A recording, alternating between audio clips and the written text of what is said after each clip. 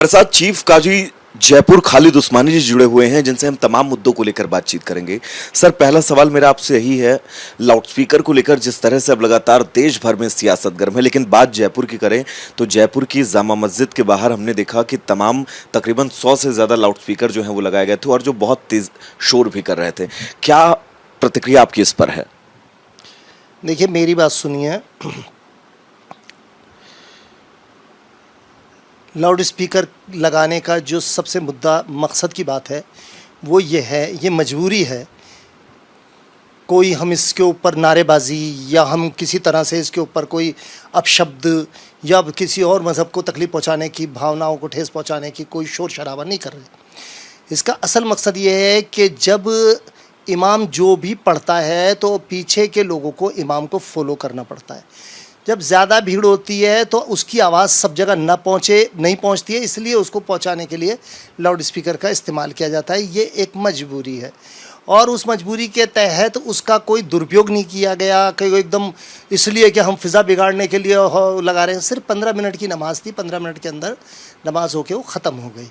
अगर उसकी नीयत गंदी नहीं है ना, ये है। दूसरी बात कि लाउड स्पीकर का ये अभी कुछ दिन से उठा है कि लाउड स्पीकर लग रहे हैं, लाउड स्पीकर लग रहे हैं। लेकिन देश के अंदर अगर हम बारीकी से गौर करें और इंसाफ की बात करें तो अभी थोड़े दिन पहले रामनवमी का जुलूस निकला तो लाउड स्पीकर लगे। जन्माष्टमी के ऊपर जब जुलूस निकलता है तो लाउड स्पीकर निकलते हैं और हम बड़े दिल से, बड़ी सोच के साथ उन लाउड स्पीकर को मानते हैं कि ये कुछ देर का और ज़रा सी देर की बात है, इसमें कोई दिक्कत नहीं है। किसी की धर्म की भावनाओं को हम लोग समझते हुए उस चीज़ को करते हैं। अच्छा खालिद साहब, दो चीज़ें हैं, जैसा कि आपने जिक्र किया, रामनवमी का जिक्र किया, जुलूस का जिक्र किया, तो क्या देश में कानून के हिसाब से चीज़ें होनी चाहिए या सबको आप खुली छूट दे दीजिए कि आपको जो करना है, आपको जितना शोर करना है आप करिए, हमें जितना शोर करना है हम करेंगे? नहीं, अब आप बात की, मेरा मॉडल जो है ना उस तक कोई भी नहीं पहुंच सकता। मेरा मॉडल ये है कि इस देश के अंदर ये स्थिति है कि लाउड स्पीकर को कहाँ बंद करोगे, कहाँ बंद करोगे। सुबह जो गाड़ी कचरा समेटने आती है वो भी लाउड स्पीकर बजाती हुई आती है। जो आदमी पेंटों की चेन ठीक करने आ रहा है वो भी लाउड स्पीकर लेके घूम रहा है। जो आदमी अपनी चड्डियाँ बेच रहा है वो भी लाउड स्पीकर पे बेच रहा है। जो भीख मांग रहा है वो भी लाउड स्पीकर लेके घूम रहा है। आप एक चना जोर गरम वाला भी लाउड स्पीकर लगा के घूम रहा है। ये बेकार की बातें हैं, ये फिजूल बातें हैं। अगर हम इस चीज़ को बहुत ब्रॉड मेंटलिटी से देखें और बड़ी नज़र से देखें तो हमारी ये बेवकूफ़ी की बातें हैं कि हम इसको सिर्फ धर्म का मुद्दा बना लेते हैं और हम धर्म की बुनियाद के ऊपर ये यूं और वो। अच्छा सर, जयपुर से आगे बढ़ते हैं, यूपी पर आते हैं। यूपी में मैं आपको एक आंकड़ा बताता हूं, तकरीबन 42,163 से ज़्यादा लाउडस्पीकर ऐसे हैं जो मानकों की आवाज़, मानकों को पार करके उनकी आवाज़ें थी, उनको कंट्रोल किया गया, मानकों के अंदर उनको लाया गया। 21,463 ऐसे लाउडस्पीकर थे जिनको उतार दिया गया, वो फिर चाहे मंदिर हो या मस्जिद हो। देखिए, मेरी बात सुनिए, जो जौहरी बाज़ार में लगे हुए थे, ये सबसे बड़ा आरोप है झूठा कि उनके जो मानक थे वो बहुत ज़्यादा थे। क्योंकि मैंने देखा है काफ़ी डिस्टेंस के ऊपर एक लाउड स्पीकर लग रहा था और इतनी पब्लिक के लिए वो जो लाउड स्पीकर है उसकी आवाज़ ऐसी नहीं थी कि लोग एक दूसरे से बात नहीं कर सके, एक दूसरे की आवाज़ नहीं सुन सके, ऐसा कुछ नहीं था। वो अपने मानक फ्रिक्वेंसी के अंदर ही थे, उनकी फ्रिक्वेंसी बिल्कुल सेटेड थी और इतनी लगाई गई थी कि जितनी की आवश्यकता है और उतने आवश्यकता के। अब यूपी की जब आप बात कर रहे हैं तो मेरी बात सुनिए, वो राजनीतिक विचारधाराओं को उत्पन्न करने वाली बातें अलग हैं और जो यहाँ का हिंदू है और मुसलमान है वो आपसी स्वार्थ और मोहब्बत के साथ ही उन्होंने जुमे की नमाज जो आज से 100 साल से भी पहले से अदा की जा रही है, उसमें यहाँ के व्यापार मंडल भी, यहाँ के हिंदू भाइयों ने भी पूरा समर्थन करते हैं, सपोर्ट करते हैं और वो काम अपने पूरी मोहब्बत के साथ करते हैं। इसलिए ऑब्जेक्शन करने वाला बहुत जिम्मेदारी के साथ, क्योंकि आप बहुत जिम्मेदारी के साथ जवाब दे रहे हैं, बहुत जिम्मेदारी के साथ मैं आपसे एक सवाल पूछूंगा। जब यहाँ पर आज अलविदा की नमाज अता की जा रही थी, नमाज अता किए जाने के बाद हमने तमाम लोगों से बात की, उन लोगों का यह कहना था कि वो 2.5 घंटे जो सड़कें, चौराहा जाम रहा, उसको लेकर वो परेशान रहे। उनकी परेशानी पर क्या जवाब देंगे आप? देखिए, बड़ी जिम्मेदारी के साथ मैं ये कहना चाहता हूँ आपको कि जो नमाज होती है उसमें किसी को ऐलान नहीं किया जाता कि आओ भाई नमाज पढ़ो और जमा होना है। यहाँ एक इमाम अपनी जगह मस्जिद लेके बैठता है और वो मस्जिद में नमाज पढ़ाता है। पीछे से कितने लोग आके और उसके अंदर शामिल हो जाते हैं, ये लोगों की भावनाओं की बात होती है। ठीक उसी तरह मैं आपको एक बात कहना चाहता हूँ, देखिए ये न्याय की बात करा करें, न्याय के साथ पूरी जिम्मेदारी की बात कर रहा हूँ मैं। हमारे यहाँ जितने भी जो कहना चाहिए ये शोभा यात्राएं निकलती हैं, जुलूस निकलते हैं, उसमें तो सभी लोगों को कॉपरेट करना पड़ता है और सब लोग कॉपरेट करते हैं। इसलिए करते हैं क्योंकि वो चीज़ें सैकड़ों साल से चली आ रही हैं और उनके ऊपर आज हम ये क्लेम लगाएं, एक राजनीति खेलें उसके साथ।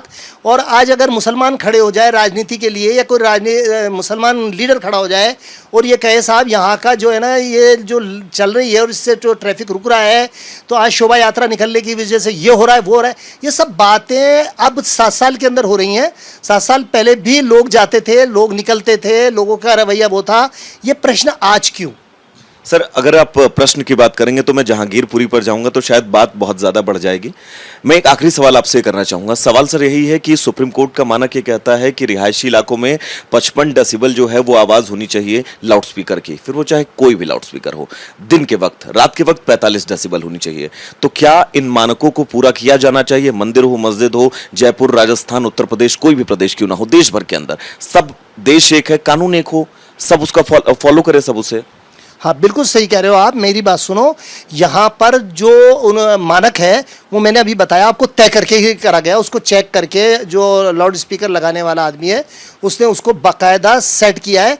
किसी के अंदर अगर उसमें ऑब्जेक्शन था तो वो चेक कर लेता कि ये किस मानक के ऊपर चल रहे हैं। सिर्फ कान चेक करने के लिए नहीं होते, उसके लिए मशीन होती है जो मशीन चेक करती है। हमने उसको मानक उसको वो कर दिया था, क्या कहते हैं, आदेश कर दिया था कि आप इसको मानक जो हमारा स्टैंडर्ड वो है उसके अनुसार इसको चलाएं, इसलिए वो चला है। अब जो आप कह रहे हैं, देखिए प्रैक्टिकली बात सुनिए। मेरा ये मानना होता है कि जो व्यक्ति किसी भी व्यक्ति के प्रति नेगेटिविटी रखेगा तो वो नेगेटिव ही सोचेगा। राजनीति आजकल इतनी गंदी हो गई कि जिसकी कोई हद नहीं है।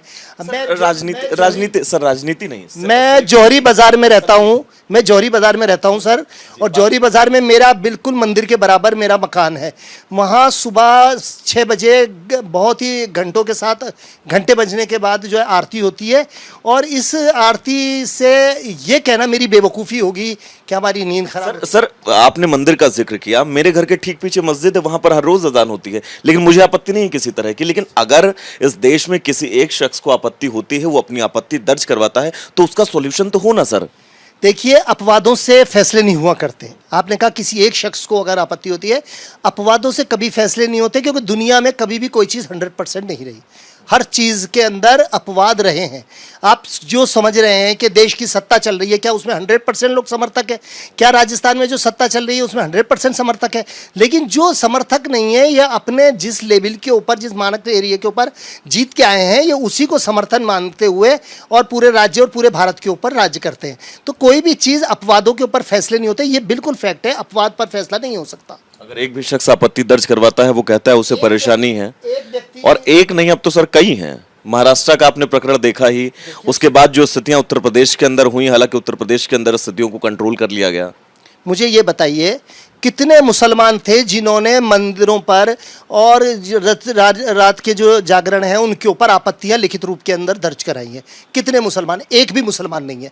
यहाँ जो भी दर्ज हो रहा है वो सिर्फ मुस्लिमों के किसी भी अजान या लाउड स्पीकर पर ही हो रहा है, क्योंकि मुसलमान इस चीज़ को समझता है कि ये सारी चीज़ें देश के अंदर बहुत पुरानी विरासत है और चली आ रही है, इसके ऊपर ऑब्जेक्शन ना बेकार बातें हैं। इसलिए विचार की बात यह है कि हम ये सोचेंगे कि हमें विचार के अंदर गंदगी जो है उसको बैलेंस करना, समझाने की कोशिश करनी है।